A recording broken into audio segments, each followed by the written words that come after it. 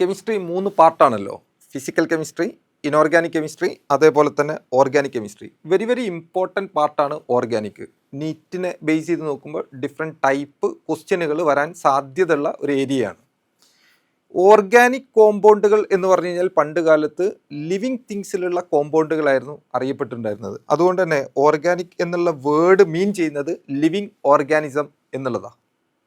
പണ്ട് കാലത്ത് ഇനോർഗാനിക് കോമ്പൗണ്ടുകളിലെ കൺസ്റ്റിറ്റ്വൻറ്റ് പാർട്ടിക്കിളുകൾ തമ്മിലുള്ള force of attraction chemical force of attraction ആയിട്ടായിരുന്നു കൺസിഡർ ചെയ്തിട്ടുണ്ടായിരുന്നത്. എന്നാൽ ലിവിങ് തിങ്സിലുള്ള കോമ്പൗണ്ടുകളുടെ ഇൻബിറ്റിൽ അതിൻ്റെ അകത്തുള്ള കൺസ്റ്റിറ്റ്വൻറ്റ് പാർട്ടിക്കിളുകൾ തമ്മിലുള്ള ഫോഴ്സ് ഓഫ് അട്രാക്ഷൻ എന്തോ ഒരു ദൈവികമായിട്ടുള്ള ഫോഴ്സ് ആയിട്ടായിരുന്നു അറിയപ്പെട്ടിട്ടുണ്ടായിരുന്നത്. അതിന് ബേസിലിയസ് എന്ന് പറയുന്ന സയൻറ്റിസ്റ്റ് 18th സെഞ്ച്വറിയിൽ വൈറ്റൽ ഫോഴ്സ് തിയറി പ്രകാരം അതാണ് സംസാരിച്ചു വെച്ചത്. പിൽക്കാലത്ത് വോളർ എന്ന് പറയുന്ന സയൻറ്റിസ്റ്റ് അമോണിയം സയനേറ്റിൽ നിന്ന് യൂറിയ എന്ന് പറയുന്ന ഓർഗാനിക് കോമ്പൗണ്ട് പ്രൊഡ്യൂസ് ചെയ്തതോടുകൂടിയാണ് ഇനോർഗാനിക് കോമ്പൗണ്ടിനെ തന്നെ മനുഷ്യന് ഡിസ്കസ് ചെയ്യാനും പ്രിപ്പയർ ചെയ്യാനും ഡിഫൈൻ ചെയ്യാനും കപ്പാസിറ്റി ഉള്ള കോമ്പൗണ്ടായിട്ട് ഓർഗാനിക് കോമ്പൗണ്ടുകളെ കൺസിഡർ ചെയ്യുന്നത്. പിൽക്കാലത്ത് കോൾബ്, അസറ്റിക് ആസിഡ്, ബേർത്തലറ്റ്, മീത്തൈൻ പോലുള്ള കോമ്പൗണ്ടുകൾ ലബോറട്ടറികൾ പ്രിപ്പയർ ചെയ്തതോടുകൂടി ഇതൊരു നോർമൽ കോമ്പൗണ്ടായിട്ട് മാറി. നമുക്കറിയാം പീരിയോഡിക് ടേബിളിൽ 118ഓളം എലമെൻറ്റുകളുണ്ട്. ഈ എല്ലാ എലമെൻറ്റുകൾ കൂടി ഉണ്ടാക്കുന്നതിനേക്കാൾ കൂടുതൽ കോമ്പൗണ്ട് അതിൽ ഒരു എലമെൻ്റ് ആയിട്ടുള്ള കാർബൺ ഒറ്റക്ക് പ്രൊഡ്യൂസ് ചെയ്യുന്നു എന്ന് ഐഡൻറ്റിഫൈ ചെയ്യപ്പെട്ടതോടുകൂടി ആ കാർബണും അതിൻ്റെ കോമ്പൗണ്ടുകളുടെയും പറ്റിയിട്ടുള്ള പഠനം, അതിൻ്റെ പ്രോപ്പർട്ടീസും സ്ട്രക്ചറും ഒക്കെ പറ്റിയിട്ടുള്ള പഠനം ഒരു ഓർഗാനിക് കെമിസ്ട്രി എന്ന ഒരു പാർട്ടിലേക്ക് വന്നു. അങ്ങനെയാണ് ഒരു പുതിയ ബ്രാഞ്ച് ഓഫ് കെമിസ്ട്രിയുടെ ഉത്ഭവം. ദാറ്റ് മീൻസ് ഇപ്പോൾ study of structures, properties of carbon and its കോമ്പൗണ്ടായിട്ട് ഓർഗാനിക് കോമ്പൗണ്ടുകളെ എന്ന പാർട്ടിലേക്ക് എൻ്റർ ചെയ്യുന്നത്. ഇനി ഈ കാർബൺ ഇത്രയധികം കോമ്പൗണ്ടുകൾ ഉണ്ടാക്കുന്നുണ്ട് എന്ന് പറഞ്ഞാൽ അതിന് ചില പെക്യുലിയർ പ്രോപ്പർട്ടി ഉള്ളത് കൊണ്ടാണ്. കാർബണിൻ്റെ സൈസ്, യുണീക്ക് ഇലക്ട്രോനെഗറ്റിവിറ്റി വാല്യൂ, അതിലേറെ കാർബൺ കോമ്പൗണ്ട് കാറ്റിനേഷൻ എന്ന് പറയുന്ന ഒരു പ്രോപ്പർട്ടി കാണിക്കുന്നുണ്ട്. That mean self linking property. Carbon മാത്രമൊന്നും അല്ല കേട്ടോ സെൽഫ് ലിങ്കിങ് പ്രോപ്പർട്ടി കാണിക്കുക. ഹൈഡ്രജൻ കാണിക്കാറുണ്ട്, നൈട്രജൻ കാണിക്കാറുണ്ട്, ഫോസ്ഫറസ് ഉണ്ട്, P4 ആയിട്ടല്ലേ നിൽക്കുക. സിലിക്കൺ കാണിക്കാറുണ്ട്, സൾഫർ S8 ആയിട്ടല്ലേ നിൽക്കുക. സൾഫറും തമ്മിൽ ലിങ്ക് ചെയ്ത് വരാറുണ്ട്. പക്ഷേ ഇവരെല്ലാവരും ലിങ്ക് ചെയ്യുന്നതിനേക്കാൾ കൂടുതൽ ലിങ്കിങ് കപ്പാസിറ്റി ആർക്കുണ്ട്? കാർബൺ ഉണ്ട്. ആ സെൽഫ് ലിങ്കിങ് പ്രോപ്പർട്ടിയാണ് കാറ്റിനേഷൻ എന്ന് വിളിക്കുന്നത്. ആ കാറ്റിനേഷനാണ് ഇത്രയധികം കാർബൺ കോമ്പൗണ്ടുകൾ പ്രൊഡ്യൂസ് ചെയ്യാൻ കാരണമായിട്ടുള്ളത്. ഇന്നൊക്കെ മറ്റൊന്നാണ് ടെട്രാ വാലൻസ് ഓഫ് കാർബൺ. കാർബണിൻ്റെ ടെട്രാ വാലൻസ്. അപ്പോൾ യുണീക്ക് ഇലക്ട്രോനെഗറ്റിവിറ്റി വാല്യൂ ഉണ്ട്, അതിൻ്റെ സൈസ് ഉണ്ട്, കാറ്റിനേഷൻ ഉണ്ട്, ടെട്രാ വാലൻസ് ഉണ്ട്. ഈ 4 എണ്ണമാണ് യഥാർത്ഥത്തിൽ ഇത്രയധികം കോമ്പൗണ്ടുകൾ കാർബൺ പ്രൊഡ്യൂസ് ചെയ്യാൻ കാരണമായിട്ടുള്ളത്. വാലൻസ് ബോണ്ട് തിയറി പ്രകാരമാണ് ഇനി ബാക്കിയുള്ള കാര്യങ്ങൾ നമ്മൾ സംസാരിക്കുന്നത്. നോക്കി, കാർബണിൻ്റെ ഔട്ടർമോസ്റ്റ് ഷെല്ലിൽ 4 ഇലക്ട്രോൺ ഉണ്ട്. അത് 4 ഹൈഡ്രജനുമായിട്ട് കമ്പൈൻ ചെയ്ത് CH4 എന്ന് പറയുന്ന ഏറ്റവും സിംപ്ലസ്റ്റ് ആയിട്ടുള്ള ഓർഗാനിക് കോമ്പൗണ്ട്.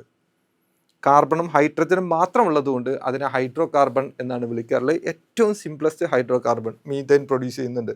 4 വാലൻസിയാണ് അവർ കാണിക്കുന്നത്.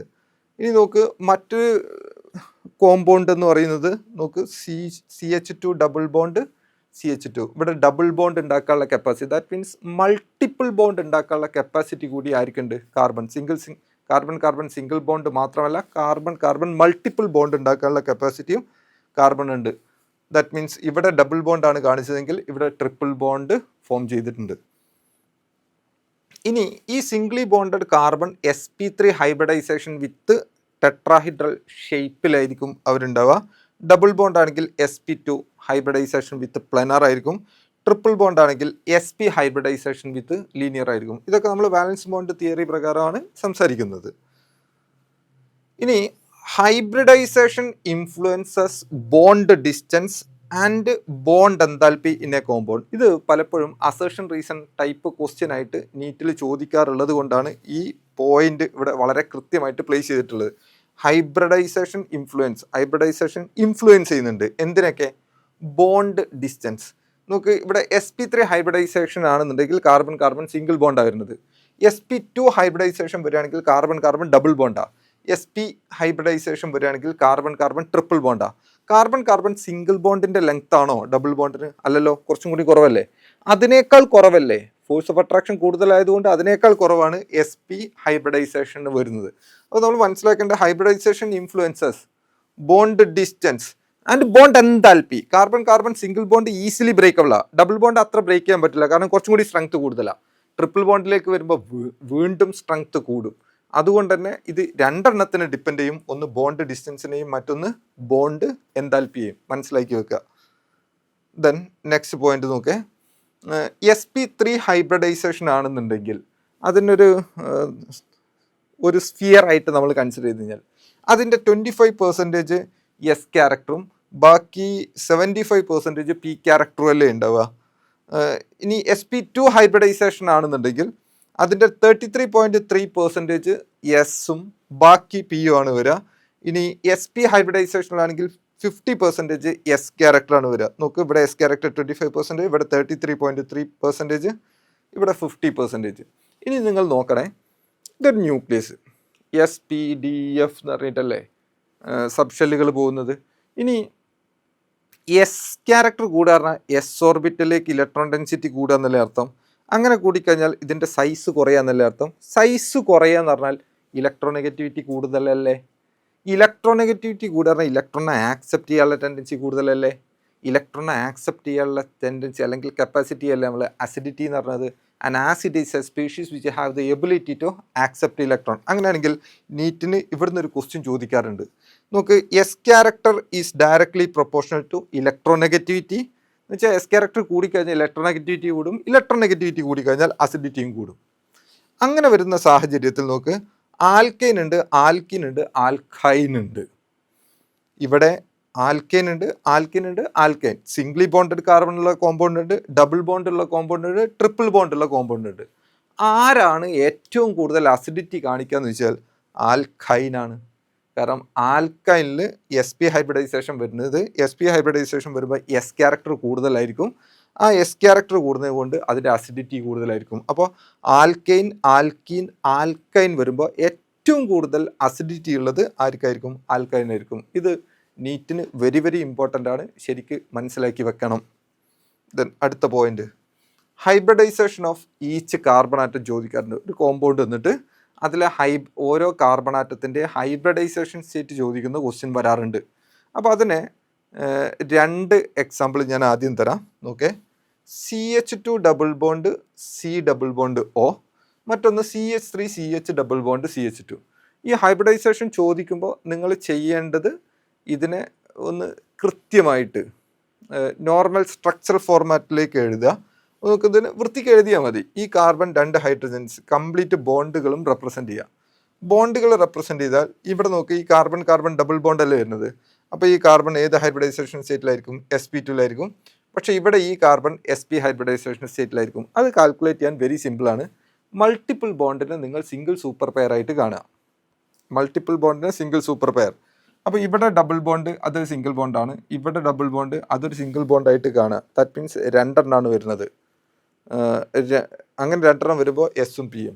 ഇവിടെ ഈ കാർബൺ നോക്ക്, 3 ആറ്റവുമായിട്ട് ബോണ്ട് ഫോം ചെയ്തിട്ടുണ്ട്. ഇവിടെ ഒരെണ്ണം, 2, ഇവിടെ multiple bond is considered as single super pair. അത് ഒന്നായിട്ടേ കാണാവൂ.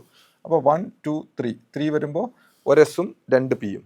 ഇവിടെ രണ്ടെണ്ണം വരുന്നത്, അപ്പോൾ ഒരു എസും ഒരു പിയും. ഇനി ഇതിൻ്റെ കേസിലേക്ക് വരുമ്പോൾ നോക്ക്, ഇത് കാർബൺ കാർബൺ സിംഗിൾ ബോണ്ടിൻ്റെ പാർട്ടായതുകൊണ്ട് sp3, ഇത് കാർബൺ കാർബൺ ഡബിൾ ബോണ്ടിൻ്റെ പാർട്ടായതുകൊണ്ട് sp2, here also sp2. Clear? അടുത്ത രണ്ട് കോമ്പൗണ്ട് ഞാൻ തരാം. നോക്കെ, CH3 ട്വൈസ് CO, ഇവിടെ CH2 double bond CH C triple bond N, nitriles ആണ്. അത് നമ്മൾ സ്ട്രക്ചറായിട്ട് കൊടുക്കുക. ഹിയർ ഓൾസോ ഈ ഫോർമാറ്റിൽ എഴുതുക. എഴുതി കഴിഞ്ഞതിന് ശേഷം ഇവിടെ ഈ കാർബൺ sp3 ആണ്, ഈ കാർബൺ sp2 ആണ്, ഈ കാർബൺ sp3 ആണ്. ഒറ്റ കാര്യം ശ്രദ്ധിച്ചാൽ മതി കേട്ടോ, ഏത് ആറ്റത്തിൻ്റെ ഹൈബ്രിഡൈസേഷൻ ആണോ നമ്മളോട് ചോദിച്ചത് അത് എത്ര ആറ്റങ്ങളുമായിട്ട് കണക്ട് ചെയ്തിട്ടുണ്ട് നോക്കുക, അതിൻ്റെ എണ്ണം. ഇനി ലോൺ പെയർ ഉണ്ടെങ്കിൽ അതിൻ്റെ എണ്ണം. ആ ടോട്ടൽ എണ്ണത്തിന് ഇക്വലൻ്റ് ആയിട്ടുള്ള ഹൈബ്രിഡ് ഓർബിറ്റലിൻ്റെ കോമ്പിനേഷൻ ആയിരിക്കും അത് വരിക. ഫോർ എക്സാമ്പിൾ പറയുകയാണെങ്കിൽ ഈ കാർബൺ നിങ്ങൾ നോക്ക്, ഇത് എത്ര ആറ്റമായിട്ട് കണക്ട് ചെയ്തിട്ടുണ്ട്? 1 2. അതിൻ്റെ മുകളിൽ ലോൺ പെയർ ഉണ്ടോ? ഇല്ല. അപ്പോൾ രണ്ടെണ്ണം വരുന്നത്. അപ്പോൾ 2 ഓർബിറ്റലിൻ്റെ കോമ്പിനേഷനാണ് അത്, ഒരു എസും ഒരു പിയും. കണ്ട, ഈ കാർബൺ എത്ര ആറ്റമായിട്ട് ഡയറക്റ്റ് കണക്ട് ചെയ്തിട്ടുണ്ട്? 1 2 3, 3 എണ്ണം. മൂന്നെണ്ണം വരികയാണെങ്കിൽ ഒരു എസും 2 പിയും, അപ്പോൾ sp2. ഇനി ഈ കാർബൺ എത്ര ആറ്റങ്ങളുമായിട്ട് കമ്പനി ചെയ്തിട്ടുണ്ട് നോക്ക്. 1 2 3 മൂന്നെണ്ണം, ലോൺ പെയർ ഇല്ല അതിൽ. അപ്പോൾ മൂന്നെണ്ണം വരുമ്പോൾ sp2. ക്ലിയർ അല്ലേ? Then features of pi bond. Pi ബോണ്ടിൻ്റെ ഫീച്ചേഴ്സാണ് സംസാരിക്കുന്നത്. ശരിക്കും ശ്രദ്ധിച്ചു പറഞ്ഞാൽ അസേർഷൻ റീസൺ ക്വസ്റ്റ്യൻ വരാൻ ഏറ്റവും കൂടുതൽ സാധ്യതയുള്ള മറ്റൊരു ഭാഗമാണ്. നമ്മളിതൊക്കെ ജനറൽ സാധനങ്ങളാണെന്ന് വിചാരിച്ച് ഒഴിവാക്കിയിട്ട് പോകും. ഈ സിമ്പിൾ തിങ് ചോദിക്കുമ്പോൾ കൺഫ്യൂസ്ഡ് ആവും. നിങ്ങൾക്ക് അറിയാത്തതല്ല, ഒട്ടുമിക്ക സാധനങ്ങളും അറിയും, പക്ഷെ അത് കംപ്ലീറ്റ് പെർഫെക്ഷൻ ഉണ്ടാവില്ല. അപ്പോൾ നെഗറ്റീവ് വരാനുള്ള സാധ്യത കൂടും. അത് ഒഴിവാക്കാൻ വേണ്ടി ക്ലാരിറ്റിയോടുകൂടി പഠിക്കുക കേട്ടോ. ഫീച്ചേഴ്സ് ഓഫ് പൈ ബോണ്ട് നീറ്റിന് എങ്ങനെയാണോ വരുന്നത് ആ ഫോർമാറ്റിലാണ് നമ്മുടെ ക്ലാസ്സുകൾ മുന്നോട്ട് പോകുന്നത്. ഒരു എക്സാമ്പിൾ, എഥൈലീൻ എന്ന് പറയുന്ന ഒരു മോളിക്യൂൾ എടുത്തു, CH2 double bond CH2. Pi bond എന്ന് പറയുന്നത് നോക്കിയാൽ, പൈ ബോണ്ട് എന്ന് പറഞ്ഞാൽ side wise overlapping of atomic ഓർബിറ്റലാണ് ഏതിലേക്ക് ലീഡ് ചെയ്യുന്നത്? പൈ ബോണ്ടിൻ്റെ ഫോർമേഷനിലേക്ക് ലീഡ് ചെയ്യുന്നത്. സൈഡ് വൈസ് ഓവർലാപ്പിംഗ് അല്ലെങ്കിൽ ലാറ്ററൽ ഓവർലാപ്പിംഗ് എന്നും വിളിക്കാറുണ്ട്. അതുകൊണ്ടാണ് ഞാൻ സൈഡ് വൈസും ലാറ്ററലെന്നും കൃത്യമായിട്ട് എഴുതിയത്. ലാറ്ററൽ ഓവർലാപ്പിംഗ് അല്ലെങ്കിൽ സൈഡ് വൈസ് ഓവർലാപ്പിംഗ്. ഒരു എക്സാമ്പിൾ പറയുമെങ്കിൽ ഇത് 2 പി ഓർബിറ്റലാണ്, ഇത് side wise overlapping, lateral overlapping വഴിയാണ് പൈ ബോണ്ട് ഫോം ചെയ്തിട്ടുള്ളത്. ഇനി നോക്ക്, p orbitals of adjacent carbon atoms are parallel to each other. P orbitals of adjacent carbon atoms are parallel to each other and perpendicular to molecular plane. പക്ഷേ molecular പ്ലെയിനിന് പെർപെൻഡിക്കുലറുമാണ്. Clear? ഇതല്ലേ molecular plane? ഈ molecular പ്ലെയിനിന് perpendicular ആയിട്ടാണ് ആരുള്ളത്? P ഓർബിറ്റിൽ വരുന്നത്. അത് ലാറ്ററൽ ഓവർലാപ്പിംഗ് വഴിയാണ് ഫോം ചെയ്തിട്ടുള്ളത് പൈ ബോണ്ട്. ഓർത്തിരിക്കുക. ഇനി carbon carbon double bond restricted rotated compound ആയിരിക്കും. ഇപ്പോൾ കാർബൺ കാർബൺ സിംഗിൾ ബോണ്ട്, ഇത് കാർബൺ കാർബൺ സിംഗിൾ ബോണ്ട് ആണെന്ന് വിചാരിക്കുക. ഇത് കാർബൺ കാർബൺ സിംഗിൾ ബോണ്ട്, ഇത് സിംഗിൾ ബോണ്ട് ആണെന്ന് വിചാരിക്കുക. ഇവിടെ കൺസ്റ്റിറ്റ്യൂവൻറ്റ് പാർട്ടിക്കിൾസ് ഉണ്ട്, ഇവിടെയും കൺസ്റ്റിറ്റ്യൂവൻറ്റ് പാർട്ടിക്കിൾ ഉണ്ട്. ഇത് അങ്ങോട്ടും ഇങ്ങോട്ടും 360 നമുക്ക് അങ്ങോട്ടും ഇങ്ങോട്ടും എന്ത് ചെയ്യാൻ പറ്റും? റൊട്ടേറ്റ് ചെയ്യാൻ പറ്റും. ഇനി കാർബൺ കാർബൺ ഡബിൾ ബോണ്ട് ആണെങ്കിൽ കംപ്ലീറ്റ് റൊട്ടേറ്റ് ചെയ്യാൻ പറ്റുമോ? ഇല്ല. റെസ്ട്രിക്റ്റഡ് റൊട്ടേഷൻ അല്ലേ പോസിബിൾ ആവുള്ളൂ. അതാണ് ഇവിടെ പറഞ്ഞത്, കാർബൺ കാർബൺ ഡബിൾ ബോണ്ടിൽ റെസ്ട്രിക്റ്റഡ് റൊട്ടേഷനേ പോസിബിൾ ആവുന്നുള്ളൂ. അതൊരു കാരണവശാലും 360 എന്ത് ചെയ്യാൻ പറ്റില്ല? റൊട്ടേറ്റ് ചെയ്യാൻ പറ്റില്ല എന്ന് പറഞ്ഞത്. ഇനി അടുത്ത സെൻറ്റൻസ് ശരിക്കും ശ്രദ്ധിച്ചോളണേ. Electron cloud is located. Electron cloud is located. ഇതൊരു ഇലക്ട്രോൺ ക്ലൗഡ് ആണ്, ഇത് ഇലക്ട്രോൺ ക്ലൗഡ് ആണ്. Located above and below the plane of bonded atom. ഈ ബോണ്ടഡ് ആറ്റത്തിൻ്റെ എബോവും ബിലോ ആണ് ഇലക്ട്രോൺ ക്ലൗഡ് ലൊക്കേറ്റ് ചെയ്തിരിക്കുന്നത്. അതുകൊണ്ട് therefore pi electrons are more available for attacking species. ഈ അറ്റാക്കിംഗ് സ്പീഷീസുകൾക്ക് പൈ ഇലക്ട്രോൺസ് മോർ അവൈലബിളാണ്. അതുകൊണ്ട് തന്നെ pi bonds are highly reactive ആയിരിക്കും, ഈസിലി അറ്റാക്ക്ഡ് ബൈ ഇലക്ട്രോഫൈൽ ആയിരിക്കും. ഇലക്ട്രോണിനെ ഇഷ്ടപ്പെട്ട് വരുന്ന ആളുകൾക്ക് പെട്ടെന്ന് ഇലക്ട്രോണിനെ കിട്ടത്തക്ക രൂപത്തിൽ മോളിക്കുലാർ പ്ലെയിൻ്റെ മുകളിലും താഴെയായിട്ടാണ് ഇലക്ട്രോൺ ക്ലൗഡ് അക്യുമുലേറ്റ് ചെയ്തിട്ടുള്ളത്. അപ്പോൾ pi bonds are little bit reactive as compared to carbon carbon single bond എന്നുള്ളതും കൂടി മനസ്സിലാക്കി വെക്കുക. ദെൻ അടുത്ത point, number of pi bonds and sigma bonds നിങ്ങളോട് പലപ്പോഴും ചോദിക്കാറുള്ള ഒരു ക്വസ്റ്റ്യനാണ്. സിഗ്മ ബോണ്ടുകളുടെ എണ്ണം എത്ര, പൈ ബോണ്ടുകളുടെ എണ്ണം എത്ര? അതൊരു കോമ്പൗണ്ട് തരും. ഫോർ എക്സാമ്പിൾ പറയുകയാണെങ്കിൽ C6H6 എന്ന് പറയുന്ന കോമ്പൗണ്ട് നമുക്കറിയാം, ബെൻസീൻ അല്ലേ. ബെൻസീൻ നമ്മൾ കണ്ടു കഴിഞ്ഞാൽ ഇങ്ങനെയല്ലേ വരക്കാറുള്ളത്. പക്ഷേ ബെൻസീൻ നമ്മൾ വൃത്തിക്ക് വരക്കുകയാണെന്നുണ്ടെങ്കിൽ ഇങ്ങനെയല്ലേ ഉണ്ടാവുക. അവിടെ ബോണ്ട് ലൈൻ റെപ്രസെൻറ്റേഷൻ ആയതുകൊണ്ട് കാർബൺ ഹൈഡ്രജൻ ബോണ്ടുകളെ നമ്മൾ റെപ്രസെൻറ്റ് ചെയ്യാറില്ല. ഇത് നമ്മൾ എന്ത് തെറ്റ് വരുത്തി വെക്കുമെന്നറിയാം. ഇവിടെ സിംഗിൾ ബോണ്ടിന് അഡീഷണൽ ആയിട്ട് വരുന്ന പൈ ബോണ്ട്. അപ്പോൾ ഇവിടെ 1 2 3 4 5 6 സിഗ്മ ബോണ്ട് ഉണ്ട്, 3 പൈ ബോണ്ട് ഉണ്ട് എന്ന് പറഞ്ഞ് കൊടുക്കും. പക്ഷെ തെറ്റും. നമ്മൾ വൃത്തിക്ക് നോക്കുക, കാർബൺ ഹൈഡ്രജൻ ബോണ്ട് ഇവിടെ കാണിച്ചിട്ടില്ല, അതും കൂടി കാണിക്കുക. എന്നിട്ട് ഞാൻ അതിലേക്ക് നോക്ക്. അപ്പോൾ സിഗ്മ ബോണ്ട് ഇപ്പോൾ എത്ര ഉണ്ട്? 1 2 3 4 5 6 മാത്രമാണോ? അല്ലട്ടോ, 6 സിഗ്മ ബോണ്ട് മാത്രമല്ല ഉള്ളത്. കാർബൺ ഹൈഡ്രജൻ 6 സിഗ്മ ബോണ്ട് ഉണ്ട്. ഇതിന് അഡീഷണൽ ആയിട്ട് ഇവിടെ 1 2 3 4 5 6 കൂടി ഉണ്ട്. അപ്പോൾ ടോട്ടൽ എത്രയായി? 12 സിഗ്മ ബോണ്ട്. എത്ര പൈ ബോണ്ടായി? 3 pi bond.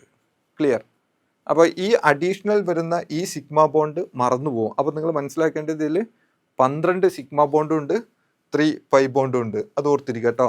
അടുത്ത C6H12, ഇത് CH3 CH2 CH2 CH2 CH double bond CH2. അപ്പോൾ നിങ്ങൾ ഈ കാർബൺ കാർബൺ സിംഗിൾ ബോണ്ടൊക്കെ സിഗ്മ ബോണ്ടാണ്. കാർബൺ ഹൈഡ്രജൻ സിംഗിൾ ബോണ്ടും സിഗ്മ ബോണ്ടാണ്. അപ്പോൾ ടോട്ടൽ ഇവിടെ 1 2 3 4 5 സിഗ്മ ബോണ്ടും ഒരു പൈ ബോണ്ടും ആണോ ഉണ്ടാവുക? അല്ല. ഇവിടെ എത്ര ഉണ്ടാവും അറിയോ? 17 സിഗ്മ ബോണ്ട് ഉണ്ടാവും. 17 സിഗ്മ ബോണ്ട് എങ്ങനെ വരുന്നതെന്ന് അറിയോ? 1 2 3 4 5 ഈ 5 sigma bond carbon carbon sigma ബോണ്ടാണ്. ഇനി കാർബൺ ഹൈഡ്രജൻ വരുന്നുണ്ട്. ഇവിടെ 3 എണ്ണം വരുന്നുണ്ട്. 5 3 8 8 2 10 10 2 12 12 2 14 14 1 15 15 2 17 സിഗ്മ ബോണ്ട് വരുന്നുണ്ട് ഇവിടെ. പിന്നെ ഒരു പൈ ബോണ്ടും. ക്ലിയർ. ദെൻ അടുത്തത് CH2Cl2 എന്ന് പറയുന്ന ഒരു കോമ്പൗണ്ട്. CH2Cl2 ഡൈക്ലോറോമീഥേൻ. അപ്പോൾ ഇതിൽ എത്ര സിഗ്മ ബോണ്ട് ഉണ്ടാവും? 1 2 3 4 സിഗ്മ ബോണ്ട് ഉണ്ടാവും. 1 2 3 4 സിഗ്മ ബോണ്ട്. ദെൻ അടുത്തത് CH2 double bond C double bond CH2 ഇങ്ങനെ ഒരു കോമ്പൗണ്ട് വരുന്നുണ്ട്. ഈ കോമ്പൗണ്ട് വരുമ്പോൾ നമുക്ക് ഇതാ ഈ ഫോർമാറ്റിലല്ലേ നിൽക്കുന്നത്. ഇതിൽ 1 2 3 4 5 6 സിഗ്മ ബോണ്ട് വരുന്നുണ്ട്. 2 പൈ ബോണ്ട് വരുന്നുണ്ട്. സിഗ്മ ബോണ്ടിന് അഡീഷണൽ ആയിട്ട് വരുന്ന ബോണ്ട് പൈ ബോണ്ട് ആയിട്ടാണ് നമ്മൾ കൺസിഡർ ചെയ്യേണ്ടത്. ദെൻ ഇങ്ങനൊരു കോമ്പൗണ്ട് തന്നു വിചാരിക്കുക. ഇങ്ങനൊരു കോമ്പൗണ്ട് തന്നു കഴിഞ്ഞാൽ സാധാരണഗതിയിൽ നമ്മൾ എന്താ ചെയ്യാന്നറിയാം? ഇതൊരു സിഗ്മ ബോണ്ട്, ഇതൊരു സിഗ്മ ബോണ്ട്, ഇതൊരു sigma bond, 3 sigma bond 2 pi ബോണ്ടും ആയിട്ടാണ് നമ്മൾ കൺസിഡർ ചെയ്യുക. പക്ഷേ ആ കോമ്പൗണ്ട് വളരെ വൃത്തിക്ക് വരച്ചാൽ നമുക്ക് മനസ്സിലാവും ഇത് ഒരു കാർബൺ ആണ്. ഇവിടെ ഒരു കാർബൺ, ഇവിടെ ഒരു കാർബൺ, ഇവിടെ ഒരു കാർബൺ. അപ്പോൾ ഇവിടെ 4 കാർബൺ ഉണ്ട്. 1 2 3 4. ഇവിടെ ട്രിപ്പിൾ ബോണ്ട് വരുന്നുണ്ട്. നടുവിലെ 2 കാർബൺ ആറ്റത്തിൻ്റെ ഇടയിൽ ട്രിപ്പിൾ ബോണ്ട് വരുന്നുണ്ട്. അത് കഴിഞ്ഞാൽ ഈ കാർബൺ സാറ്റിസ്ഫൈ ചെയ്തിരിക്കുന്ന അതർ 3 ഹൈഡ്രജൻ ആറ്റമായിട്ടാണ്. ഈ കാർബൺ സാറ്റിസ്ഫൈ ചെയ്തിരിക്കുന്ന അതർ 3 ഹൈഡ്രജൻ ആറ്റമായിട്ടാണ്. അപ്പോൾ ഇതിലെ total number of sigma bond എന്ന് പറയുമ്പോൾ ഈ ഫോർമാറ്റിലേക്ക് വരക്കണം. ഈ ഫോർമാറ്റിലേക്ക് വരച്ചു കഴിഞ്ഞാൽ അതിൽ പ്രസൻ്റ് ആയിട്ടുള്ള സിഗ്മ ബോണ്ട് 1 2 3 4 5 6 7 8 9 സിഗ്മ ബോണ്ടും 2 പൈ ബോണ്ടുമാണ് വരിക. ഇവിടെ നമുക്ക് ഡയറക്റ്റ് ആയിട്ട് 9 സിഗ്മ ബോണ്ടും 2 പൈ ബോണ്ടും ഒറ്റ നോട്ടത്തിൽ കിട്ടൂല. പക്ഷേ ഈ ഒരു സ്ട്രക്ചറിൽ കൂടെ കടന്നു പോയി കഴിഞ്ഞാൽ നമുക്ക് വളരെ ഈസി ആയിട്ട് സിഗ്മ ബോണ്ടുകളുടെ എണ്ണം പൈ ബോണ്ടുകളുടെ എണ്ണം കാൽക്കുലേറ്റ് ചെയ്തെടുക്കാം. ട്രിപ്പിൾ ബോണ്ട് വരുമ്പോൾ ലീനിയർ ആയിട്ടല്ലേ വരിക. ഡബിൾ ബോണ്ടൊക്കെ ഇട്ട് വരുമ്പോൾ ബോണ്ട് ലൈൻ റെപ്രസെൻറ്റേഷൻ നമുക്ക് എങ്ങനെ കൊടുക്കാൻ പറ്റും? നമ്മളുടെ സിഗ്സാഗ് ഫോർമാറ്റിൽ കൊടുക്കാം. ഇനി നമുക്ക് സ്ട്രക്ചറൽ റെപ്രസെൻറ്റേഷൻ ഓഫ് ഓർഗാനിക് കോമ്പൗണ്ടാണ്. ഓർഗാനിക് കോമ്പൗണ്ടുകളെ സ്ട്രക്ചറൽ റെപ്രസെൻറ്റേഷൻ അത് കംപ്ലീറ്റ് ഫോർമാറ്റിൽ വരും. കംപ്ലീറ്റ് ഫോർമാറ്റ് എന്ന് പറഞ്ഞാൽ ഓരോ ബോണ്ടും കാർബൺ കാർബൺ ബോണ്ടും കാർബൺ ഹൈഡ്രജൻ ബോണ്ടും ക്ലിയർ ആയിട്ട് വരയ്ക്കുക. ഇത് കണ്ടോ? അടുത്തത് ഇതിൽ കൂട്ടരുതേ. ഇത് കണ്ടൻസ്ഡ് ഫോർമാറ്റിൽ ഞാൻ വേറൊരു കാര്യത്തിന് വേണ്ടി എഴുതി വെച്ചതാണ്. ഇതുണ്ട്, വൃത്തിക്ക് വരയ്ക്കുക. ഇതിൽ പെടൂല കേട്ടോ. ഇത് വൃത്തിക്ക് കാർബൺ കാർബൺ ബോണ്ടും കാർബൺ ഹൈഡ്രജൻ ബോണ്ടും വൃത്തിക്ക് കാണിക്കണം. ഇനി ഇതിനെ കണ്ടൻസ്ഡ് ഫോർമാറ്റിലാക്കുക എന്ന് പറഞ്ഞാൽ CH4. കാർബൺ ഹൈഡ്രജൻ ബോണ്ട് അവിടെ കാണിക്കേണ്ടതില്ല. കാർബൺ കാർബൺ ബോണ്ടുകൾ മാത്രം കാണിച്ചാൽ മതി. CH3 ഇതിൻ്റെ കേസ് നമുക്ക് CH3C ട്രിപ്പിൾ ബോണ്ട് CH3 ഇത് അതിൽ വരുന്നതല്ല കേട്ടോ. ഞാൻ വേറെ ഫോർമാറ്റിന് വേണ്ടിയിട്ട് എഴുതി വെച്ചതാണ്. ദെൻ ഇതിനെ ബോണ്ട് ലൈൻ റെപ്രസെൻറ്റേഷനിലേക്ക് കൊണ്ടുവരുന്ന കാർബൺ കാർബൺ സിംഗിൾ ബോണ്ടിനെ ഒരു സ്ട്രെയിറ്റ് ലൈൻ ആയിട്ടാണ് നമ്മൾ കൺസിഡർ ചെയ്യുക. ഒരു ചെറിയൊരു ലൈൻ, ഒരു ലൈൻ. ഇനി CH3 CH2 CH3 ഇത് കാണിക്കാനാണ് ഇവിടെ എഴുതി വെച്ചത്. CH3 CH2 CH3 എന്ന് പറഞ്ഞു കഴിഞ്ഞാൽ കാർബൺ കാർബൺ ഒരു സിംഗിൾ ലൈൻ, അടുത്തത് കാർബൺ കാർബൺ മറ്റൊരു സിംഗിൾ ലൈൻ. ദാറ്റ് മീൻസ് അതിനെ സിഗ്സാഗ് ഫോർമാറ്റിലാണ് നമ്മൾ കാണിക്കുക. ഇനി ട്രിപ്പിൾ ബോണ്ട് വരുമ്പോൾ അത് ലീനിയർ ആണ്. കാരണം ട്രിപ്പിൾ ബോണ്ട് വരുമ്പോൾ sp ഹൈബ്രിഡൈസേഷൻ സ്റ്റേറ്റ് വരുന്നതുകൊണ്ട് അത് ലീനിയർ ഫോർമാറ്റിലാണ് കാണിക്കുക. ഇനി ഇതിനെ 3D റെപ്രസെൻറ്റേഷനിലേക്ക് പോകുമ്പോൾ നോക്കേ, ഇതിൽ തിക്ക് വെഡ്ജും ഡാഷ്ഡ് വെഡ്ജും യൂസ് ചെയ്യാറുണ്ട്.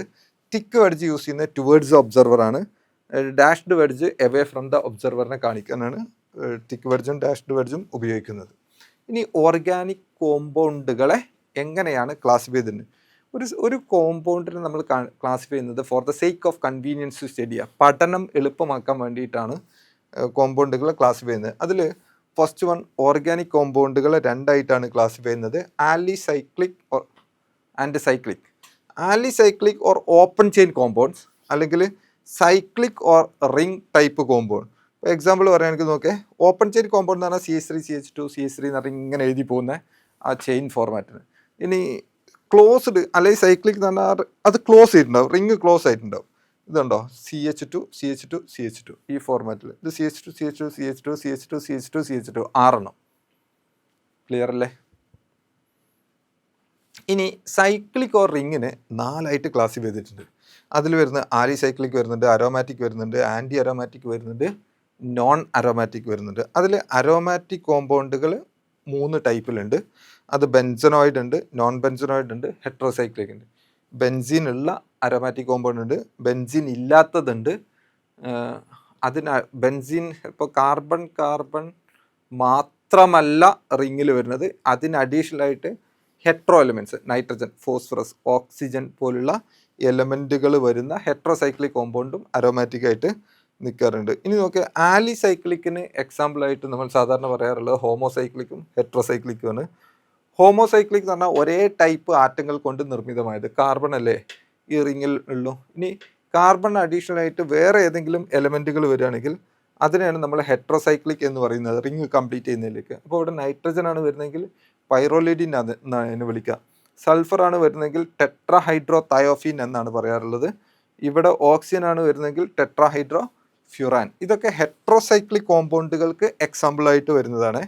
ദെൻ അടുത്തത് കോമ്പൗണ്ടുകളെ 3 എണ്ണമായിട്ട് ക്ലാസിഫൈ ചെയ്യാം. Aromatic, anti aromatic, non aromatic. ഈ നോൺ അരോമാറ്റിക് എന്നുള്ളത് ടെക്സ്റ്റിൽ പറഞ്ഞിട്ടുണ്ടാവില്ല, പക്ഷേ നമ്മുടെ നീറ്റിന് ക്വസ്റ്റ്യൻ ചോദിക്കാറുണ്ട്.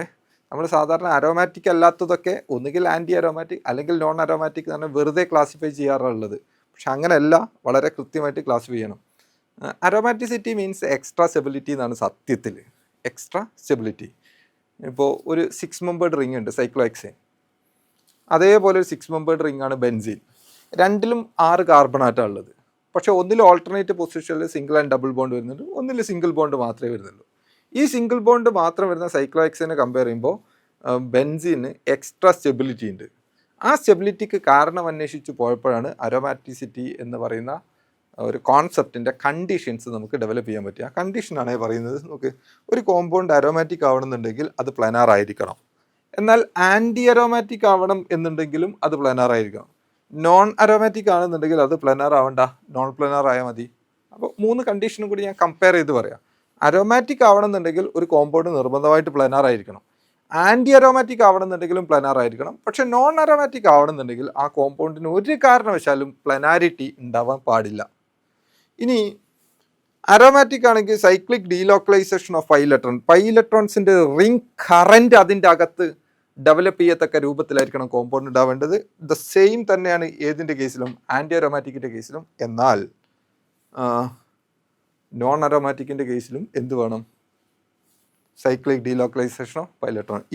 ലൂസ്ലി ഹെൽഡ് ഇലക്ട്രോൺസിന് ring current, electron moving capability ഉണ്ടെങ്കിൽ മാത്രമാണ് അവിടെ അരോമാറ്റിക് ആയിക്കോട്ടെ, ആൻറ്റി അരോമാറ്റിക് ആയിട്ടെ, നോൺ അരോമാറ്റിക് ആയിക്കോട്ടെ അവർ എക്സിസ്റ്റ് ചെയ്യുള്ളൂ. ഇനി അടുത്ത കേസ് നോക്കേ. ഇനി ഒരു കോമ്പൗണ്ട് അരോമാറ്റിക് ആവണമെന്നുണ്ടെങ്കിൽ it should obey 4n+2 rule or Huckel's rule of aromaticity. 4n+2 rule or Huckel rule of aromaticity obey ചെയ്യണം. ഇനി അത് ആൻറ്റി അരോമാറ്റിക് ആണെന്നുണ്ടെങ്കിൽ അത് 4n റൂൾ ഒബേ ചെയ്താൽ മതി. നോൺ അരോമാറ്റിക് ആണെങ്കിൽ ഇത് രണ്ടിൽ ഏതെങ്കിലും ഒന്നുണ്ടായാൽ മതി. ഒന്നുകിൽ 4n റൂൾ അല്ലെങ്കിൽ 4n+2 റൂൾ ഉണ്ടായാൽ മതി. ഫോർ എക്സാമ്പിൾ, എന്താണ് 4n+2 റൂൾ അല്ലെങ്കിൽ ഹക്കൽസ് റൂൾ ഓഫ് അരോമാറ്റിസിറ്റി എന്ന് പറഞ്ഞാൽ, എന്നിന് വാല്യൂസ് കൊടുക്കുക. നമ്മൾ എന്നിന് 0 കൊടുത്താൽ 4n+2ൻ്റെ വാല്യൂ 2 ആയിരിക്കും. കാരണം 4 × 0 0, പിന്നെ 2 അല്ലേ, അത് 2 ആയിരിക്കും. ഇനി എന്നിന് 1 കൊടുത്തു കഴിഞ്ഞാലോ 4 × 1 4, 4+2 = 6. ഇനി എന്നിന് 2 കൊടുത്താൽ 10, എന്നിന് 3 കൊടുത്തു കഴിഞ്ഞാൽ 14. ഇതേ നമ്പർ ലൂസ്ലി ഹെൽഡ് ഇലക്ട്രോൺസിൻ്റെ റിംഗ് കറൻ്റ് ആണ് അതിൻ്റെ അകത്ത് ഫോം ചെയ്യുന്നതെങ്കിൽ, റിങ്ങിനകത്ത് ഫോം ചെയ്യുന്നതെങ്കിൽ ആ കോമ്പൗണ്ട് അരോമാറ്റിക് ആയിരിക്കും എന്ന് പറഞ്ഞു. ഇപ്പോൾ ഒരു എക്സാമ്പിൾ പറയുകയാണെങ്കിൽ, ഇപ്പോൾ ബെൻസീൻ നോക്ക്, 2 4 6. ഈ റിംഗ് കറൻറ്റിൽ പാർട്ടിസിപ്പേറ്റ് ചെയ്ത ലൂസ്ലി ഹെൽഡ് ഇലക്ട്രോണുകളുടെ എണ്ണം 6 ഈ 6 is a number from 4n+2 rule. Therefore this one should be aromatic. ഇനി അടുത്ത കേസ് നോക്ക്, ഇതിൻ്റെ കേസ് നോക്ക്. ഇത് ടൊളീൻ, ബെൻസീൻ റിങ്ങിൻ്റെ മുകളിൽ CH3 ആയതുകൊണ്ട് ടൊളീൻ, അത് അരോമാറ്റിക്കാണ്. ബെൻസീൻ റിങ്ങിൻ്റെ മുകളിൽ NH2 ഗ്രൂപ്പ് ആയതുകൊണ്ട് അതിനെ വിളിക്കുന്ന പേര് അനിലിൻ എന്നാണ്. ഇത് ആന്ത്രസീൻ. ആന്ത്രസീൻ എന്ന് പറഞ്ഞാൽ 3 ബെൻസീൻ റിംഗ് ഫ്യൂസ് ചെയ്ത് വരുന്ന കോമ്പൗണ്ടാണ്. ഒന്നിലധികം ബെൻസീൻ റിംഗ് ഫ്യൂസ് ചെയ്ത് വരുന്ന കോമ്പൗണ്ട്സ് ഒക്കെ കാർസിനോജനിക് ആവാനുള്ള സാധ്യത കൂടുതലാണ് എന്ന് നമ്മൾ പറയാറുണ്ട്. ജസ്റ്റ് ഒന്ന് മനസ്സിലാക്കി വെച്ചാൽ മതി. ഇതിൽ നോക്ക് 2 4 6 8 10 12 14. അപ്പോൾ 14 is a number from 4n+2 rule. Therefore it should obey aromaticity. That means അത് മോർ സ്റ്റേബിൾ ആയിരിക്കും as compared to the same number of carbon ആയിട്ടുള്ള റിങ്ങിനെ കമ്പയർ ചെയ്യുമ്പോൾ ഇത് എക്സ്ട്രാ സ്റ്റേബിൾ ആയതുകൊണ്ട് ഇത് അരോമാറ്റിക് എന്ന് വിളിക്കുന്നു. എന്നാൽ ആൻറ്റി അരോമാറ്റിക് കോൺസെപ്റ്റ് നോക്ക്, എന്നിന് ഡിഫറെൻറ്റ് വാല്യൂസ് നമ്മൾ കൊടുക്കുകയാണ്. വാല്യൂസ് കൊടുത്തു കഴിഞ്ഞാൽ 0, 4, 8, 12 എന്ന് കിട്ടും. നമ്മളൊരു റിംഗ് കോമ്പൗണ്ട് എടുത്തു, സൈക്ലിക് ഡീലോക്കലൈസേഷൻ ഉണ്ട്. ഇത് 2, 4 ഫ്രം 4n+2 റൂളിൽ നിന്ന് 4n റൂളിലാണ് 4 ഉള്ളത്, 4n+2 റൂളിൽ 4 ഇല്ല. അപ്പോൾ ഇത് ഏതായിരിക്കും? ഈ കോമ്പൗണ്ട് ആൻറ്റി അരോമാറ്റിക് ആയിരിക്കും. ഇങ്ങനെയാണ് കോമ്പൗണ്ട് അരോമാറ്റിക് ആണോ ആൻറ്റി അരോമാറ്റിക് ആണോ എന്ന് ചെക്ക് ചെയ്യാറുള്ളത്. ഇനി ഇവിടെ നോൺ അരോമാറ്റിക് ഉണ്ട്. നോൺ അരോമാറ്റിക് എന്ന് പറഞ്ഞാൽ 8, 10, 16 ശരിക്കും ഓർത്ത് വെച്ചോളാം, എഴുതി വെച്ചോളാം. 8, 10, 16 അനുലീൻസ്. ഓൾട്ടർനേറ്റ് പൊസിഷനിൽ സിംഗിൾ ആൻഡ് ഡബിൾ ബോണ്ട് വരുന്ന കോമ്പൗണ്ടുകളെയാണ് നമ്മൾ, റിംഗ് കോമ്പൗണ്ടുകളാണ് അനുലീൻസ് എന്ന് വിളിക്കുന്നത്. ആ അനുലീൻസിൽ 8, 10, 16 8, 10, 10 ഈ 3 അനുലീനുകൾ ഒരിക്കലും തന്നെ പ്ലനാർ ഷേപ്പിലേക്ക് വരാൻ കഴിയില്ല. ആ പ്ലനാർ ഷേപ്പിൽ വരാത്തത് കൊണ്ട് നോൺ പ്ലനാർ ആയിരിക്കും. അവർ ഒന്നുകിൽ 4n റൂള്, 8 എന്ന് പറഞ്ഞു കഴിഞ്ഞാൽ 4n റൂളല്ല, 10 എന്ന് പറഞ്ഞാൽ 4n+2 റൂളാണ്, 16 എന്ന് പറഞ്ഞാൽ വീണ്ടും 4n റൂൾ വരുന്നതാണ്. അപ്പോൾ 8, 10, 16 അനുലീൻസ് നോൺ അരോമാറ്റിക് ആയിരിക്കും. കാരണം അവർക്ക് പ്ലനാർ ഷേപ്പ് നിലനിർത്താൻ കഴിയാത്ത വരും. ഈ സാധനമൊക്കെ ഇപ്പോൾ ടബ് ഷേപ്പിലുള്ളത്, ടബായിട്ട് ക്ലിയർ ഈ ഫോർമാറ്റിലാണ് ഉണ്ടാവുക. അപ്പോൾ നിങ്ങൾ മനസ്സിലാക്കേണ്ടത് ഇത്രയേ ഉള്ളൂ. നോൺ പ്ലനാർ ആണെന്നുണ്ടെങ്കിൽ അവർ ഓൾട്ടർനേറ്റ് പൊസിഷനിൽ സിംഗിൾ ആൻഡ് ഡബിൾ ബോണ്ട് വരികയാണെന്നുണ്ടെങ്കിൽ there is A possibility four non aromatic. Clear അല്ലേ? ദെൻ അടുത്ത സെറ്റ് ഞാൻ കുറച്ച് കോമ്പൗണ്ട് സെറ്റ് പറയാം. ഇത് അരോമാറ്റിക് ആണോ നോൺ അരോമാറ്റിക് ആണോ ആൻറ്റി അരോമാറ്റിക് ആണോ എന്ന് ചെക്ക് ചെയ്താൽ മതി. ഇത് നാഫ്തലീൻ അരോമാറ്റിക് ആണ് വരിക. ഇത് ഫിനാൻഡ്രീൻ, ഇതും അരോമാറ്റിക് ആണ് വരിക, ഫ്യൂസ്ഡ് റിംഗ് കോമ്പൗണ്ട് ആണ്. ഇത് ട്രോപ്പലോൺ എന്ന് പറയുമ്പോൾ നിങ്ങൾ നോക്ക്, ഇവിടെ സൈക്ലിക് ഡീലോക്കലൈസേഷനുള്ള പോസിബിലിറ്റി ഉണ്ടോ ഇല്ലേ എന്നുള്ളത് നിങ്ങൾ ചെക്ക് ചെയ്യണേ. അസുലിൻ, ഫ്യൂറാൻ, ഇത് ഫ്യൂറാനൊക്കെ അരോമാറ്റിക് ആണ് കേട്ടോ. കാരണം എന്താണെന്ന് അറിയോ, ഇത് 2, 4 ഈ ഓക്സിജൻ്റെ മുകളിലുള്ള ഒരു ലോൺ പെയറാണ് ഏതിലേക്ക് പാർട്ടിസിപ്പേറ്റ് ചെയ്യുക? റിംഗ് കറൻറ്റിൽ പാർട്ടിസിപ്പേറ്റ് ചെയ്യുക, സൈക്ലിക് ഡീലോക്കലൈസേഷനിൽ. അപ്പോൾ 2, 4, 6 2, 4, 6 എന്ന് പറഞ്ഞാൽ it is a number from 4n+2 rule, therefore it should be aromatic. അതേപോലെ പൈറോൾ, ഇതൊക്കെ അരോമാറ്റിക് ആണ്. തയോഫീൻ അരോമാറ്റിക് ആണ്. പൈറോൽ, പിരിഡിൻ ഇത് മറ്റൊരു അരോമാറ്റിക് കോമ്പൗണ്ടാണ്. പിന്നെ ടെട്രാഹൈഡ്രോഫ്യൂറാൻ അരോമാറ്റിക് അല്ല കേട്ടോ. പൈറോലിഡിൻ അരോമാറ്റിക് അല്ല, ഇത് ജസ്റ്റ് ഹെട്രോസൈക്ലിക് കോമ്പൗണ്ട് മാത്രമാണ്. ടെട്രാഹൈഡ്രോ തയോഫിൻ ഹെട്രോസൈക്ലിക് കോമ്പൗണ്ട് മാത്രമാണ്. ഇനി ഇത് ഞാനിവിടെ കാണിക്കാൻ മറ്റൊരു കാര്യം കൂടിയുണ്ട്. ഈ പേരുകൾ നിങ്ങൾ കറക്റ്റായിട്ട് മനസ്സിലാക്കി വെക്കണം, ഏത് കോമ്പൗണ്ടിൻ്റെ പേരാണ് എന്നുള്ളത്. കാരണം നീറ്റ് എക്സാമിനേഷൻ പേപ്പറിൽ പിരിഡിനെ പറയും, whether it is aromatic or non aromatic. അപ്പോൾ പിരിഡിൻ എന്താണ് എന്നുള്ളത് നമുക്ക് മനസ്സിലാക്കണം. ഹൈഡ്രോ തയോഫീൻ എന്ന് പറയും. അപ്പോൾ ഹൈഡ്രോ തയോഫീൻ എന്താണ് എന്നുള്ളത് നമുക്കറിയാൻ വേണ്ടിയിട്ടാണ് ഈ പേരുകൾ ഞാൻ വളരെ കൃത്യമായിട്ട് ഇവിടെ കൊടുത്തിട്ടുള്ളത്. ഇനി അടുത്ത ഫങ്ഷണൽ ഗ്രൂപ്പ്. എന്താണ് ഫങ്ഷണൽ ഗ്രൂപ്പ്? ഫങ്ഷണൽ ഗ്രൂപ്പ് എന്ന് പറഞ്ഞാൽ either it is an atom or a group of atom have the ability to determine the complete property of that compound. ഒരു കോമ്പൗണ്ടിൻ്റെ കംപ്ലീറ്റ് പ്രോപ്പർട്ടി തീരുമാനിക്കാൻ കപ്പാസിറ്റി ഇല്ല ഒന്നുകിൽ ഒരു ആറ്റം അല്ലെങ്കിൽ ഒരു ഗ്രൂപ്പ് ഓഫ് ആറ്റത്തെയാണ് നമ്മൾ ഫങ്ഷണൽ ഗ്രൂപ്പ് എന്ന് വിളിക്കുന്നത്. ഒരു കോമ്പൗണ്ട് ഉണ്ട്, CH3 CH2 CH2 CH2 CH2 ഇങ്ങനെ പോകുന്നുണ്ട്. അവിടെ ആയിരക്കണക്കിന് കാർബൺ ആറ്റങ്ങൾ ഉണ്ടെന്ന് വെച്ചോ, അതിൻ്റെ അറ്റത്ത് ഒരു OH ഗ്രൂപ്പ് ഉണ്ട്. അങ്ങനെയാണെന്നുണ്ടെങ്കിൽ ഈ കോമ്പൗണ്ട് മൊത്തം ആൽക്കഹോളിൻ്റെ സ്വഭാവമാണ് കാണിക്കുക. കാരണം ആൽക്കഹോൾ എന്നതിൻ്റെ ഫങ്ഷണൽ ഗ്രൂപ്പാണ് OH എന്നുള്ളത്. അത് ഒന്നുകിൽ ഒരു ആറ്റം ആവാം അല്ലെങ്കിൽ ഗ്രൂപ്പ് ഓഫ് ആറ്റം ആവാം. പക്ഷേ ഈ മൊത്തം മോളിക്യൂളിൻ്റെ കോമ്പൗണ്ടിൻ്റെ പ്രോപ്പർട്ടി തീരുമാനിക്കാൻ കപ്പാസിറ്റി ഉണ്ടാവും അതിന്. അങ്ങനെയുള്ളവരെയാണ് നമ്മൾ ഇതെന്ന് വിളിക്കുന്നത് ഫങ്ഷണൽ ഗ്രൂപ്പ്. എക്സാമ്പിൾസ് നോക്കാം. Ether, OH alcohol, COH carboxylic acid, CO ketone, CHO aldehyde, ഇവരൊക്കെ ഫങ്ഷണൽ ഗ്രൂപ്പിന് എക്സാമ്പിളാണ്. പറയുന്നത് എത്രയാണ്? ഇറ്റ് ഈസ് ഒന്നുകിൽ ഇതൊരു ആറ്റമാണ്, either it is an atom or it is a group of atom have the ability to determine complete property of that compound. That is what is called functional group. ഇനി അടുത്തത് homologous series. Homologous series എന്ന് പറഞ്ഞാൽ ഭയങ്കര രസകരമായിട്ടുള്ള കാര്യമാണ്. ഞാൻ ആദ്യം സിമ്പിളായിട്ടൊന്ന് പറയാം. It is a series of compound. ഇതൊരു സീരീസ് ഓഫ് കോമ്പൗണ്ടാണ് which come under a general formula. ഒരു ജനറൽ ഫോർമുലേൻ്റെ അണ്ടറിൽ വരുന്ന സീരീസ് ഓഫ് കോമ്പൗണ്ടാണ്. But the consecutive members are differentiated by CH2 group. അടുത്തടുത്ത 2 മെമ്പേഴ്സ് ഡിഫറൻഷിയേറ്റ് ചെയ്യുന്നത് CH2 ഗ്രൂപ്പിനാലാണെങ്കിൽ we can call it as homologous series. മനസ്സിലായോ? ഒരു ജനറൽ ഫോർമുലേൻ്റെ അണ്ടറിൽ വരുന്ന കോമ്പൗണ്ടുകൾ, ഒരു സീരീസ് ഓഫ് കോമ്പൗണ്ടാണ്. അടുത്തടുത്ത കോമ്പൗണ്ടുകൾ തമ്മിലുള്ള ഡിഫറൻസ് CH2 ആണെങ്കിൽ V can call it as homologous series. For example പറയുകയാണെങ്കിൽ CnH2n+2 ആൽക്കിൻ ഉണ്ട്, CnH2n ആൽക്കീൻ ഉണ്ട്, CnH2n+2O ആൽക്കഹോൾ ഉണ്ട്. ഇവിടെ ഒരു എക്സാമ്പിൾ നോക്കേ. ഇത് ഏറ്റവും സിംപ്ലസ്റ്റ് വൺ CH4 ആണ്, അടുത്ത C2H6 ആണ്, അടുത്ത C3H8 ആണ്, അടുത്ത C3H10 ആണ് വരുന്നത്. ഇതൊരു സീരീസ് ഓഫ് കോമ്പൗണ്ടാണ് which come under a general formula and the successive compounds are differentiated by CH2 ഗ്രൂപ്പാണ് വരിക. ഇവിടെ നോക്കുക C2H4, C3H6, C4H8. ഇവിടെ CH4O, CnH2n+2O അല്ലേ, ഇതിന് അഡീഷണൽ ആയിട്ട് ഒരു ഓക്സിജനും കൂടി വരും. അപ്പോൾ അത് ഇട്ട് കൊടുക്കുക. അതാണ് ആ സീരീസ് ഓഫ് കോമ്പൗണ്ട്. ഇനി ഇവർ തമ്മിൽ നോക്ക്, ഇവർ അടുത്തടുത്ത കോമ്പൗണ്ടുകൾ തമ്മിൽ CH2 ഗ്രൂപ്പിൻ്റെ ഡിഫറൻഷിയേഷൻ അല്ലേ ഹിയർ ഓൾസോ. അപ്പോൾ നമ്മൾ മനസ്സിലാക്കേണ്ടത് ഇത്ര, it is a series of compound which come under a general formula and the successive compounds are differentiated by CH2 group, then we can call it as homologous series.